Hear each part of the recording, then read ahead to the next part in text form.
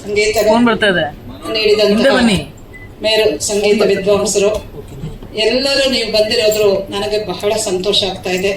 12ನೇ ತಾರೀಕು ಈ ಸಿನಿಮಾ ಪದ್ಮಗಂಧಿ ರಾಜ್ಯಾದ್ಯಂತ ತೆರೆ ಕಾಣಲಿದೆ.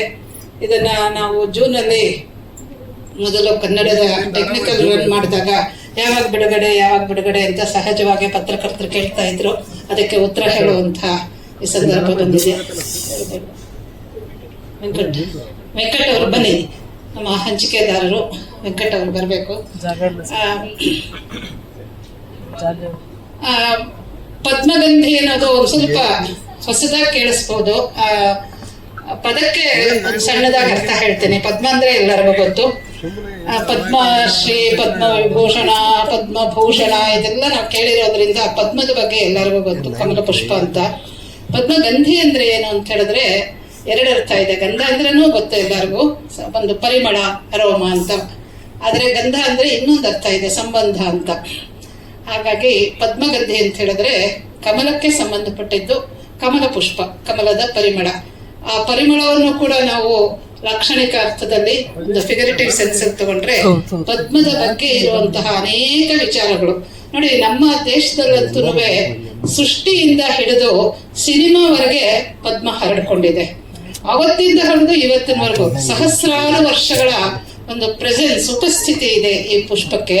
ಅದು ಎಲ್ಲೆಲ್ಲಿ ನೋಡಿ, ಪುರಾಣ ಆಗ್ಲಿ, ತತ್ವಶಾಸ್ತ್ರ ಆಗ್ಲಿ, ತರ್ಕಶಾಸ್ತ್ರ ಆಗ್ಲಿ, ಆಯುರ್ವೇದ, ಸಂಗೀತ, ನೃತ್ಯ, ಚಿತ್ರಕಲೆ, ಮಂತ್ರಶಾಸ್ತ್ರ, ತಂತ್ರಶಾಸ್ತ್ರ, ಅಧ್ಯಾತ್ಮಶಾಸ್ತ್ರ ಎಲ್ಲಿ ಇಲ್ಲ ಹೇಳಿ.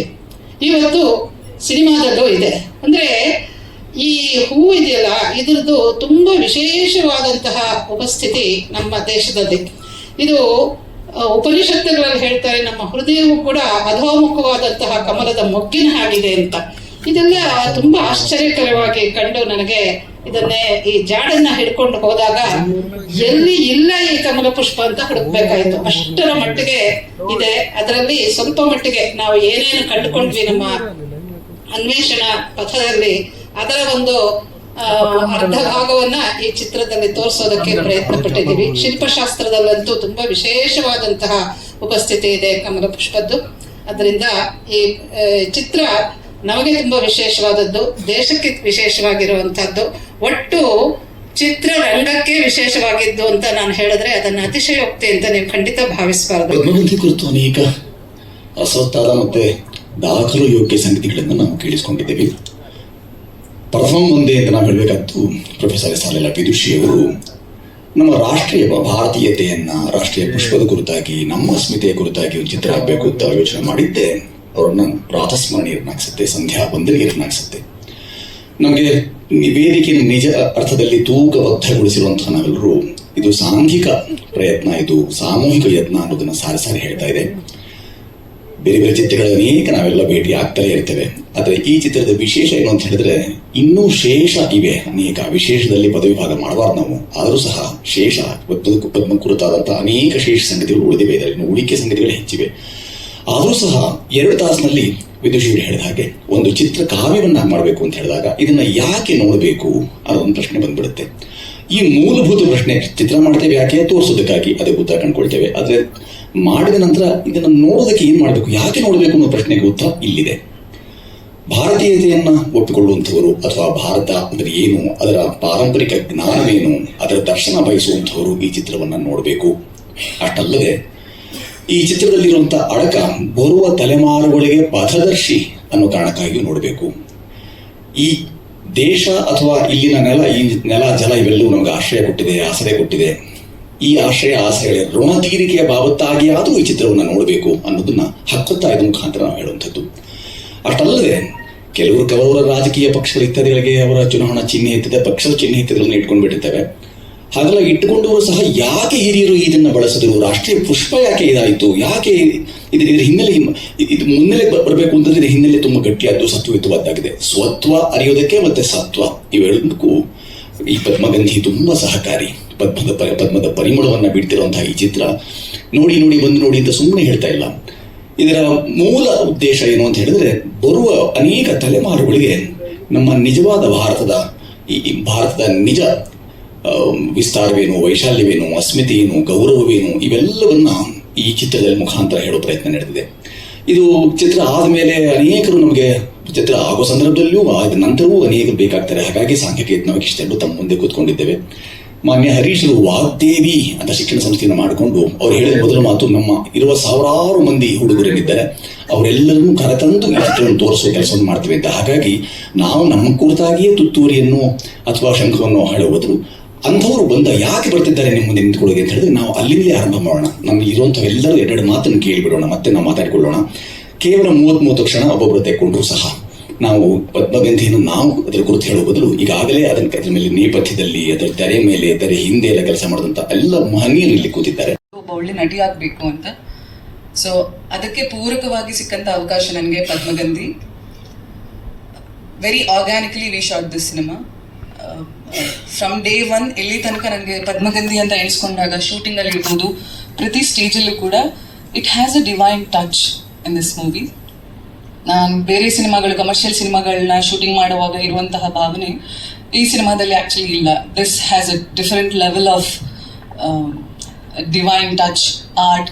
ನಾನು ಕಮರ್ಷಿಯಲ್ ಸಿನಿಮಾಗಳನ್ನ, ಬೇರೆ ಸಿನಿಮಾಗಳು ಮಾಡುವಾಗ ಆಕ್ಟಿಂಗ್ ಏನು ಅನ್ಕೊಂಡಿರ್ತಿದ್ದೆ ಅಲ್ಲ, ನಾನು ಆಕ್ಚುಲಿ ಪದ್ಮಗಂಧಿ ಶೂಟಿಂಗ್ ಮೊದಲನೇ ದಿನ ಅರ್ಥ ಆಗಿದ್ದು ನನಗೆ ಆಕ್ಟಿಂಗ್ ಆಕ್ಚುಲಿ ಬರೋದಿಲ್ಲ ಅಂತ. ಇಲ್ಲಿಂದನೇ ನಾನು actually I really learned a lot of things from Padmagandhi. ಇಲ್ಲಿ ನಮ್ಮ ಸಿನಿಮಾ ತಂಡದಲ್ಲಿ ಕೆಲಸ ಮಾಡಿದಂಥ ಪ್ರತಿಯೊಬ್ಬರಿಂದಾನು ಕಲಿಯುವಂಥದ್ದು ತುಂಬಾನೇ ಇದೆ. ಅಂಡ್ ನಾನು ಕಳೆದ ಇದರಲ್ಲೂ ಹೇಳಿದ್ದೆ, ನಾವು ಕುಟುಂಬವಾಗಿ ಸಿನಿಮಾವನ್ನ ಮಾಡಿದ್ದೇವೆ. Padmagandhi needs to be reached worldwide, it deserves to be reached worldwide. ನಿಮ್ಮೆಲ್ಲರ ಸಹಕಾರ ಅದಕ್ಕೆ ತುಂಬಾ ತುಂಬಾ ಇಂಪಾರ್ಟೆಂಟ್ ಆಗುತ್ತೆ. ಇನ್ನೊಂದು very dream coming true moment ನನಗೆ ಈ ಸಿನಿಮಾ. ಫಸ್ಟ್ ನನಗೆ ಪದ್ಮಗಂಧಿ ಅನ್ನುವಂತಹ ಸಿನಿಮಾ ಕನ್ನಡ, ಸಂಸ್ಕೃತ, ಹಿಂದಿಯಲ್ಲಿ ಬರ್ತಾ ಇದೆ, ಅದಕ್ಕೆ ಆಡಿಷನ್ ನನಗೆ ಸಿಕ್ತು ಅನ್ನುವಾಗ I literally pray to every god, ನನಗೆ ಇದೊಂದು ಸಿನಿಮಾ ಸಿಕ್ಬಿಡ್ಲಿ, ನಾನು I want to do it ಅಂತ. ಬಿಕಾಸ್ ಸುಚೇಂದ್ರ ಪ್ರಸಾದ್ ಸರ್ ಜೊತೆ ಕೆಲಸ ಮಾಡಬೇಕು ಅನ್ನುವಂಥದ್ದು ನನಗೆ ಚೈಲ್ಡ್ಹುಡ್ ಇಂದ ಇದ್ದದ dream. It has come true in this. ಮತ್ತೆ ಲೀಲಾ ಮ್ಯಾಮ್ ಅವರ ನಿರ್ಮಾತ್ರದಲ್ಲಿ ನಾವು ಕೆಲಸ ಮಾಡಿರುವಂಥದ್ದು. I learned one thing about her, she is full of knowledge. ಪ್ರತಿಯೊಂದು ಮಾತುಕತೆ, ಅವರ ಜೊತೆ ಆಡುವ ಪ್ರತಿಯೊಂದು ಮಾತುಕತೆಯಲ್ಲೂ there is a learning for me, to everybody. So ಈ ಸಿನಿಮಾ ನನಗೆ ತುಂಬ ತುಂಬ ಹೃದಯಕ್ಕೆ ಹತ್ತಿರವಾದಂಥ ಸಿನಿಮಾ. ಸೊ ಇದರಲ್ಲಿ it's all about information about lotus. ನಮ್ಮ ಸಂಸ್ಕೃತಿಯಲ್ಲಿ ನಾವು ಆ್ಯಕ್ಚುಲಿ ಬೀಯಿಂಗ್ ಯೂತ್, ನಮ್ಮ ಸಂಸ್ಕೃತಿಯನ್ನು ನಾವು ಬೆಳೆಸಬೇಕಾಗಿರೋದು ನಮ್ಮ ಜವಾಬ್ದಾರಿ. ಸೊ ಇಂತಹ ಸಿನಿಮಾಗಳಿಂದ we are actually taking steps. So ನಿಮ್ಮೆಲ್ಲರ ಸಹಕಾರ ಅದಕ್ಕೆ ತುಂಬ ಇಂಪಾರ್ಟೆಂಟ್ ಆಗುತ್ತೆ. ಈ ಅವಕಾಶಕ್ಕಾಗಿ ನಾನು ನನ್ನ ಎಂಟೈರ್ ತಂಡಕ್ಕೆ ಆಭಾರಿಯಾಗಿದ್ದೇನೆ. ನಮಃ. ಈ ಪದ್ಮಗಂಧಿ ಚಲನಚಿತ್ರದಲ್ಲಿ ತುಂಬ ಒಳ್ಳೆಯ ಅನುಭವವನ್ನು ನಾನು ಪಡ್ಕೊಂಡೆ. ತುಂಬ ತುಂಬ ತುಂಬ ಅನುಭವಗಳನ್ನ, ಪದ್ಮದ ವಿಚಾರವಾಗಿ, ಚಿತ್ರೀಕರಣ ವಿಚಾರವಾಗಿ ತುಂಬ ಅನುಭವಗಳನ್ನ ಪಡ್ಕೊಂಡೆ. ಎಷ್ಟೊಂದು ವಿಚಾರಗಳು ಗೊತ್ತೇ ಇರಲಿಲ್ಲ. ನಾವು ಗುರುಕುಲದಲ್ಲಿ ಎಷ್ಟೊಂದು ಶ್ಲೋಕಗಳನ್ನ ಹೇಳ್ತೇವೆ, ಸೂಕ್ತಗಳನ್ನ ಹೇಳ್ತೇವೆ, ಮಂತ್ರಗಳನ್ನ ಹೇಳ್ತೇವೆ, ಹಾಡುಗಳನ್ನ ಹೇಳ್ತೇವೆ. ಆ ಎಲ್ಲ ಸ್ತೋತ್ರ, ಶ್ಲೋಕ, ಹಾಡುಗಳಲ್ಲಿ ಎಷ್ಟೊಂದು ಕಡೆ ಪದ್ಮದ ಉಲ್ಲೇಖಗಳಿದೆ. ಅದನ್ನ ಯಾವತ್ತೂ ನಾವು ಗಮನಿಸೇ ಇರಲಿಲ್ಲ. ಅದೇ ಚಿತ್ರೀಕರಣ ಮಾಡ್ಬೇಕಾದ್ರೆ ಅದೆಲ್ಲ ಅನಿಸ್ತು, ಇಲ್ಲೂ ಇದೆ ಅಲ್ವಾ, ಇಲ್ಲೂ ಇದೆ ಅಲ್ವಾ ಅಂತ. ನಾವಿದ್ನ ಯಾವತ್ತೂ ಗಮನಿಸೇ ಇರಲಿಲ್ಲ, ಇವತ್ತು ಗೊತ್ತಾಗ್ತದೆ ಅಲ್ವಾ ಅಂತ. ಎಷ್ಟೊಂದು ಕಡೆ ಪದ್ಮದ ಉಲ್ಲೇಖವನ್ನ ನಾವು ಈ ಚಿತ್ರೀಕರಣ ಮೂಲಕ ತಿಳ್ಕೊಂಡ್ವಿ. ಪದ್ಮದ ಬಗ್ಗೆ ತುಂಬಾ ಅಂದ್ರೆ ತುಂಬಾನೇ ಅನುಭವಗಳನ್ನ ಮತ್ತೆ ವಿಚಾರಗಳು, ಗೊತ್ತಿಲ್ಲದಿರುವಂತಹ ಎಷ್ಟೋ ವಿಚಾರಗಳನ್ನ ಈ ಚಿತ್ರೀಕರಣ ಸಮಯದಲ್ಲಿ ತಿಳ್ಕೊಂಡ್ವಿ. ತುಂಬಾ ಖುಷಿ ಆಯ್ತು ನಮ್ಗೆ. ಮತ್ತೆ ನನ್ನ ಗುರುಕುಲದ ನನ್ನ ಅಕ್ಕಂದಿರು, ತಂಗಿಯಂದಿರು ಅಥವಾ ಗುರುಕುಲದ ಶಿಕ್ಷಕರು ಎಲ್ಲರಿಗೂ ತುಂಬಾ ಒಳ್ಳೆಯ ಅನುಭವ ಇದು ನೀಡ್ತು. ಇದರಲ್ಲಿ ಭಾಗವಹಿಸಲಿಕ್ಕೆ ಅವಕಾಶ ಕೊಟ್ಟಂತಹ ಎಲ್ಲರಿಗೂ